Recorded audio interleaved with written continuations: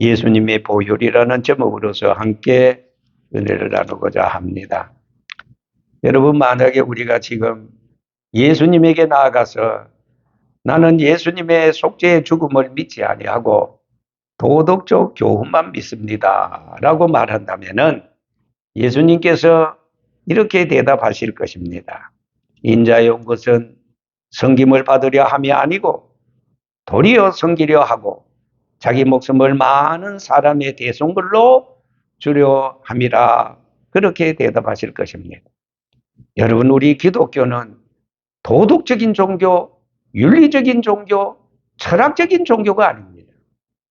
한마디로 말한다면 우리 기독교는 생명의 종교, 부활의 종교, 구원의 종교, 바로 영생 천국의 종교가 아니겠습니까? 예수님께서는 자기가 세상에 오신 목적이 도덕을 위함이 아니고 속죄를 위한 것임을 여러 번 말씀하셨습니다. 마태복음 12장 40절에 있는 말씀을 통하여 요나가 밤낮 사흘을 큰 물고기 뱃속에 있는 것 같이 인자도 밤낮 사흘 동안 땅속에 있으리라, 그렇게 말씀하시지 않았습니까? 계속해서 예수님께서 마태복음 16장 21절, 예수님께서 예루살렘에 상경하실 때 가이사라 빌립보 도상에서 제자들에게 자기가 받을 고난과 속죄의 죽음에 대하여 말씀하셨습니다. 그리고 요한복음 2장 19절에서 22절까지 있는 말씀을 보면은 이 성전을 헐라 내가 사흘 동안 일으키리라, 자기의 죽음을 성전을 허는 일로 비유하였습니다. 요한복음 3장 16절에 말합니다. 모세가 강야에서 뱀을 든 것 같이 인자도 들려야 하리니 이는 저를 믿는 자마다 영생을 얻게 하려 하심이라 하였습니다. 요한복음 13장에 보면은 예수님께서 제자들의 발을 씻어 주었습니다. 여기서 중요한 것은 속죄의 진리가 나옵니다. 베드로가 말합니다. 예수님, 내 발을 절대로 씻기지 못합니다 라고 말할 때 예수님께서 대답하시기를, 그래, 내가 너를 씻기지 아니하면 너와 나와 상관이 없느니라고 하였습니다. 예수님께서 제자들의 발을 씻어주신 것은 장차 예수님께서 제자들의 더러운 발의 때와 같은 죄를 속량하기 위해서 십자가에 죽으실 것을 염두에 두고 행한 것입니다. 그러므로 예수님의 하신 말씀이 내가 너를 속하지 아니하면 너는 나와 상관이 없느니라고 하신 것입니다. 떠나야 하는 것을 너가 이제는 알지 못하나 이후에는 알리라, 그렇게 말씀하셨는데 이 말씀은 무슨 뜻이었습니까? 제자들이 예수님께서 십자가상에서 돌아가시기 전에는 예수님께서 자기들의 발을 씻으시는 그 뜻을 알지 못했습니다. 그러나 예수님이 죽으시고 부활하신 후에야 그 말을 알게 되었습니다. 자, 요한복음 13장 10절에 계속 말합니다. 이미 목욕한 자는 발밖에 씻을 필요가 없느니라. 온 몸이 깨끗하니라. 너희가 깨끗하나 다는 아니라 하시니 이는 자기를 팔자가 누구인지 아심이라고 하였습니다. 여기에 이미 목욕한 자나 목욕 못한 자, 이것은 바로 속죄와 관계가 있는 것입니다. 초대교회 사도들이 교훈한 진리도 속죄였습니다. 여러분, 사도행전에 나타난 사도들의 메시지를 보세요. 예수님의 속죄를 위한 죽으심과 부활과 승천과 장차 영화롭게 이 세상에 다시 재림하실 것을 말씀했습니다. 그래서 사도들은 우리는 보고 들은 것을 말하지 않을 수 없다 하지 않았습니까?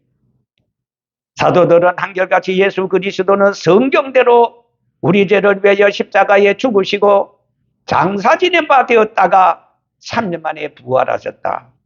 이것이 초대교회 사도들의 메시지의 중심이었습니다. 여러분, 기독교 신학을 체계한 사도 바울은 예수님의 속죄 교리를 로마서에 잘 나타나 보여주고 있습니다. 로마서 16장 가운데 1장에서 11장까지는 속죄의 교리를 말했습니다. 그리고 12장에서부터 마지막 16장까지는 속죄받은 성도가 이 세상에서 빛과 소금의 역할을 하며 지켜야 할 도덕을 말하고 있습니다. 갈라디아 3장 13절에 그리스도께서 우리 죄를 위하여 저주를 받은 바 되사 율법의 저주에서 우리를 속량하셨으니 기록된 바 나무에 달린 자마다 저주 아래 있는 자라 말씀하시고, 그리고 고린도전서 15장에 보면은 부활장의 3절입니다. 내가 받은 것을 먼저 너희에게 전하였노니 이는 성경대로 그리스도께서 우리 죄를 위하여 죽으시고 장사 지낸 바 되었다가 사흘 만에 다시 살아났다 하였습니다. 자, 베드로 사도는 베드로전서 3장 18절에 있는 말씀을 통하여 그리스도께서도 한 번 죄를 위하여 죽으사 의인으로서 불의한 자를 대신하셨으니라고 했는데, 요한일서 2장 2절에 있는 말씀에는 저는 우리 죄를 위한 화목제물이 우리만 위할 뿐만 아니라 온 세상의 죄를 위하심이라 하였습니다. 자, 여러분, 예수님께서는 자기를 따르는 제자에게 언제나 나처럼 하나님을 믿으라 그렇게 말씀하지 않았습니다. 뭐라고 말씀했습니까? 예수님은 곧 나를 믿으라 그렇게 말씀했습니다. 요한복음 14장 1절에는 너희는 마음에 근심하지 말라, 하나님을 믿으니 또 나를 믿으라. 하나님을 믿으니 또 나를 믿으라고 하신 것은 예수님 자신이 신앙의 대상으로 믿으라는 것입니다. 사도들에게 있어서 그리스도는 신앙의 대상이었지 수진이 아니었습니다. 속죄교리와 가장 밀접한 관계를 가진 것이 바로 그리스도의 피인 것입니다. 자, 여러분, 히브리 9장 22절에 보면은 피 흘림이 없은 즉 사함이 없다고 하지 않았습니까? 구약에는 히브리 말로 피를 담이라고 말합니다. 203번이나 기록이 됐습니다. 자, 그 중에서 203번은 죽음에 관하여 사용이 되어졌고, 신약에는 하이마라고 피에 대해서 말하는데, 거기 보면은 103번이나 희생의 피로서 사용했습니다. 뿐만 아니라 신약에는 이 창세기에서 요한계시록까지 한 줄기에 피가 흐른다 이렇게 말해도 과언이 아닐 것입니다. 그것은 무엇을 의미하고 있는가 하니까 그리스도께서 흘리신 피를 바로 상징한 것입니다. 창세기 3장에 보면 아담의 타락 후에 하나님께서 구속의 은총을 약속하실 때 창세기 3장 15절에는 메시아가 여인의 자손으로 오시어서 상처를 입힐 것을 예언하십니다. 창세기 3장 21절에는 아담에게 가죽옷을 지어 입혔다는 것은 바로 예수님의 피 흘림을 전제하고 있습니다. 자, 여리고성이 함락될 때 기생 라합이 붉은 줄을 창문에 내려뜨리고 구원받은 사실을 봅니다. 이스라엘 백성들이 출애굽할 때 유월절 양을 잡아먹고 피를 문설주에 발랐어. 그 피를 보고 재앙이 넘어갔습니다. 제사장들이 성소에 들어가 피를 뿌린 것은 다 예수 그리스도의 피를 상징한 것입니다.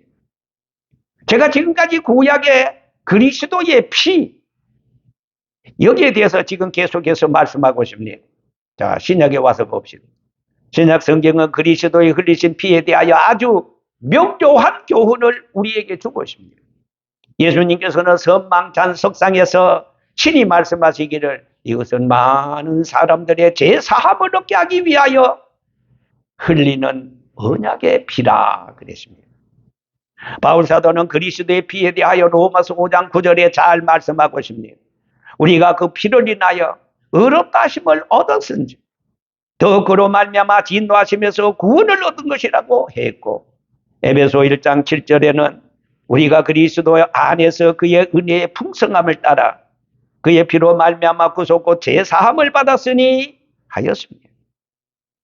뿐만 아니라 골로새서 1장 20절에는 그의 십자가의 피로 화평을 이루사 만물고 땅에 있는 것들이나 하늘에 있는 것들을 그로 말미암아 자기와 화목게 되기를 기뻐하셨다 했습니다.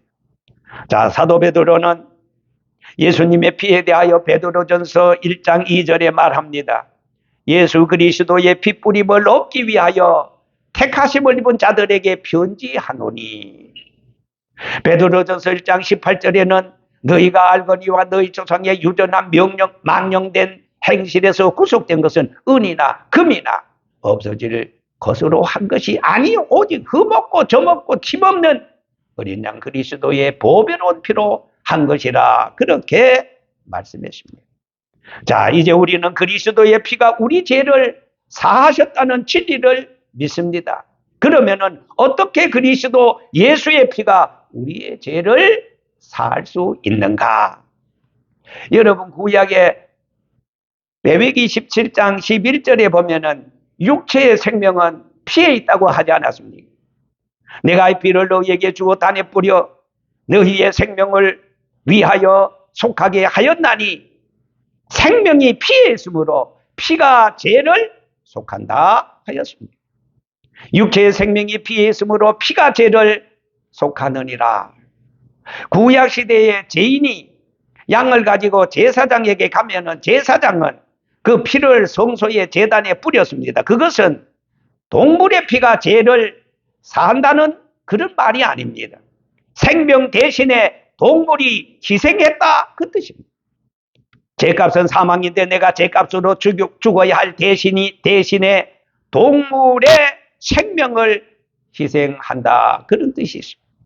자, 예수님께서 신약 성경 요한복음 6장 53절에서 57절 말씀을 통하여 내가 진실로 진실로 너희에게 이르노니 인자의 피를 먹지 아니하고 인자의 피를 마시지 아니하면 너희 속에 생명이 없다 하였습니다. 예수님의 피를 마셔야만 한다는 것은 실제 육체적인 피가 아닙니다. 생명을 의미합니다. 예수님의 피를 마시라는 것은 생명을 받으라는 것입니다. 또 생명을 받으라는 것은 바로 성령을 받으라는 겁니다. 성령 받은 사람은 예수님의 생명을 받은 사람이요. 예수님의 생명을 받은 사람은 피를 마신 사람들입니다. 자, 어떻게 예수 그리스도의 한 분의 피가, 희생의 피가 세계 만민의 죄를 다 속할 수 있는가 하는 문제인 것입니다. 대답은 인간의 모든 생명은 여러분 유한한 생명이지 무한한 생명이 아닙니다. 그러나 그리스도의 피는, 그리스도의 생명은 무한하기 때문입니다. 여러분 논리적으로 유한한 수는 아무리 합쳐도 유한한 수이지 무한한 수가 될 수가 없습니다. 또 다른 예를 들어봅시다. 온 세계의 파리떼의 생명을 전부 다 합쳐놔도 인간의 한 생명의 가치에는 미치지 못합니다. 파리의 수는 많으나 생명의 가치는 단 한 사람일지라도 인간의 생명이 있는 것입니다. 그러므로 로마서 10장 12절에 말합니다. 한 주께서 모든 사람의 주가 되사 저를 부르는 모든 사람에게 부여하시도다 그랬습니다. 여러분 속죄란 무엇입니까? 인간이 죄값으로 받는 형벌을 제거하고 잃어버렸던 하나님을 다시 찾아 교제케 하는 것입니다. 인간이 죄값으로 받는 가장 큰 형벌이 무엇입니까? 그것은 사망의 고통인 것입니다. 아담이 범죄 후 하나님께서 아담에게 사형을 언도했습니다. 창세기 3장 19절에 너는 흙이니 필경은 흙에서 살다가 흙으로 돌아가리라. 죄값은 사망이라는 철칙을 피할 수가 없습니다. 야고보 1장 15절에는 욕심이 난적 죄를 낳고 죄가 장성한적 사망을 낳는다. 로마서 3장 23절에 모든 사람이 죄를 지었으므로 하나님의 영광에 이르지 못한다고 하지 않았습니까? 둘째 아담으로 오신 그리스도께서 사망의 고통을 받으셔야만 인간은 구원을 받을 수 있습니다. 죽음이란 무엇입니까? 어떤 죽음이 있습니까? 여러분, 죽음이란 없어지는 것이 아닙니다. 죽음이라는 것은 분열하는 것입니다.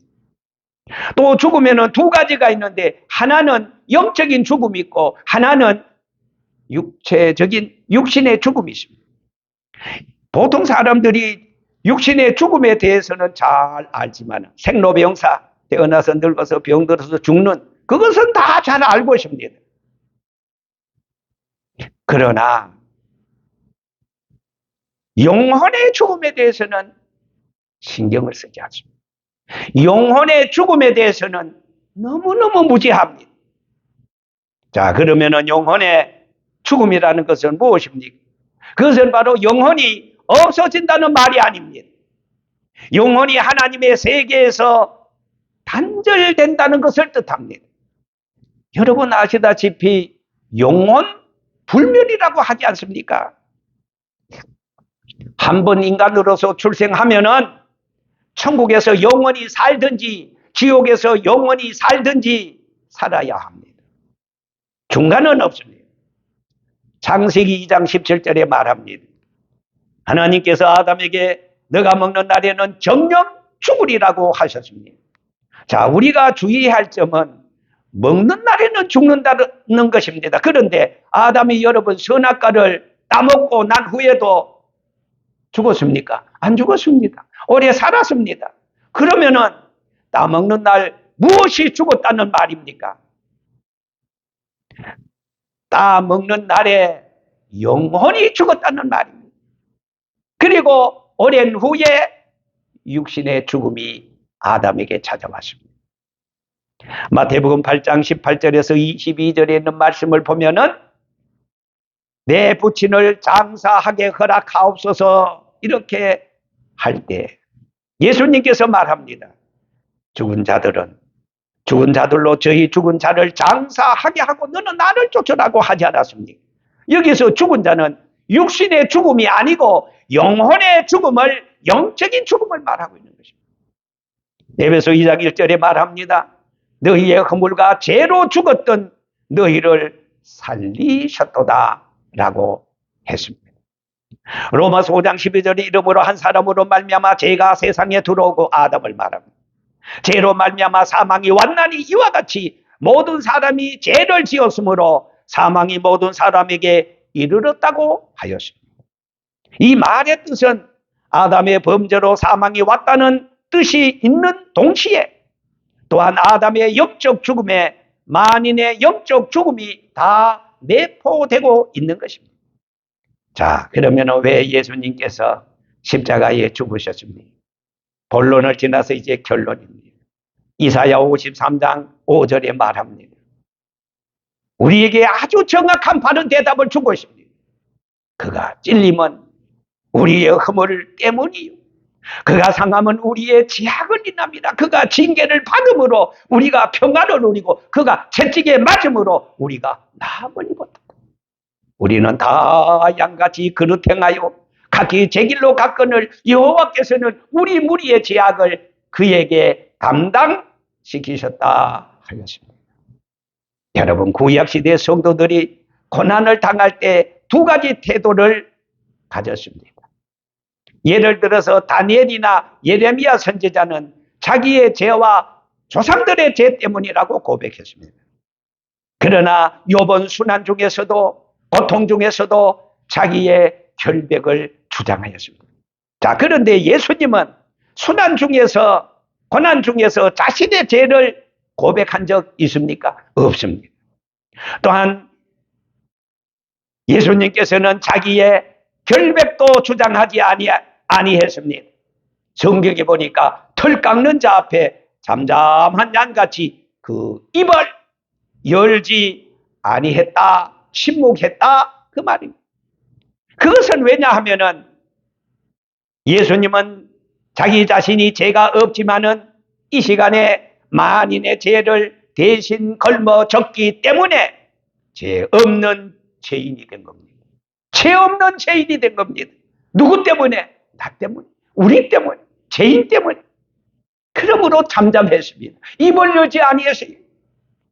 오늘날 보통 인간이 받는 고난은 재난이거나 혹은 사랑의 징계인데 다 죗값으로 오는 것입니다. 그러나 예수 그리스도께서 받으신 그 순한 고난은 재난이나 징벌이 아니고 형벌이었습니다. 즉 자신의 번제 때문에 받는 재난이나 징계가 아니라는 말입니다. 만인의 죄값을 대신 받은 형벌이었습니다. 말씀을 맺겠습니다. 예수님께서 십자가상에서 고난받으실 때 성소의 시장이 위에서부터 아래까지 쫙 찢어졌습니다. 이것은 무엇을 의미합니까? 죄로 말미암아 막혔던 하나님과 우리 인간과의 제약의 담을 허물었다는 겁니다. 다시 말해서 죄 때문에 하나님과 우리와 원수가 되었는데 이제는 하나님과 우리와 예수님께서 화목의 제물이 되었다는 겁니다. 예수님의 십자가의 죽으심으로 피 흘리심으로 말미암아 이제 우리는 하나님과 우리와의 관계가 고속도로가 되었습니다. 하나가 되었습니다. 얼마나 감사합니까? 로마서 5장 10절에 말합니다. 우리가 원수 되었을 때 그 아들의 죽으심으로 예수님의 죽으심으로 말미암아 하나님으로 더불어 화목되었은즉 화목된 저로서는 더욱 그의 살으심을 인하여 구원을 얻은 것이라고 말했습니다. 예수의 피, 큰 피가 마음속에 큰 증거 되지 않습니다. 예수님의 그 십자가의 그 피가 바로 나를 하나님의 자녀 삼아 주시고 전날에 흥과 정과 티와 모든 죄악을 말갛게 씻어주시고 독이 써있어 본 것 같이 우리의 죄가를 멀리하여 주시고 우리의 그 철천지 그 죄악을 깊은 바다에 던져주시고 그 죄 때문에 힘들고 고달프고 여러 가지 어렵지만 그 죄를 회개할 때 기억하지 못하도록 등 뒤로 돌렸다 그랬습니다. 예수님의 보혈, 이 보혈이 우리에게 천국 가는 큰 증거요, 감사요, 근거요, 그리고 하나님의 은혜인 줄 믿습니다.